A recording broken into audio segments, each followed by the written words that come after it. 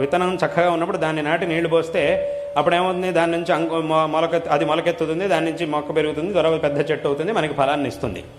అదే ఆ విత్తనాన్ని గనక ఒకసారి మంటల మీద కాల్చి దాన్ని గనక నాటితే అప్పుడేమవుతుంది, దాని నుంచి అంకురం అనేది పుట్టదు.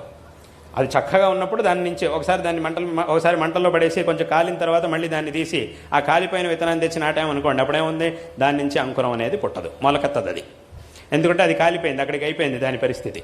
అదేవిధంగా అవుతుంది. ఈ చెడు అలవాట్ల వల్ల మన యొక్క బుద్ధికి ఇటువంటి విఘాతం కలుగుతుంది. అక్కడికి ఆ వికాసానికి చాలా పెద్ద ప్రతిబంధకం అనేది ఏర్పడుతుంది. కాబట్టి ఇటువంటి చెడభ్యాసాలని మానేయాలి.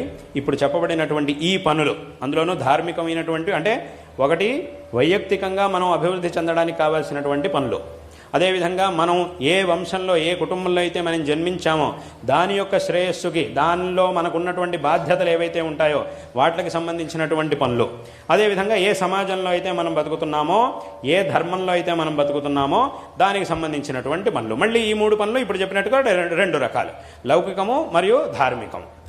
ఈ విధంగా ఈ పనులన్నింటినీ కూడా చేస్తూ ఈ అన్ని దురభ్యాసాల నుంచి దూరంగా ఉంటూ చక్కటి జీవితాన్ని గనక మనం నిర్మించుకుంటే తప్పకుండా ఉత్తమమైనటువంటి స్థితికి మనం వస్తాము అనేటటువంటి విషయంలో ఏమాత్రం సందేహం లేదు.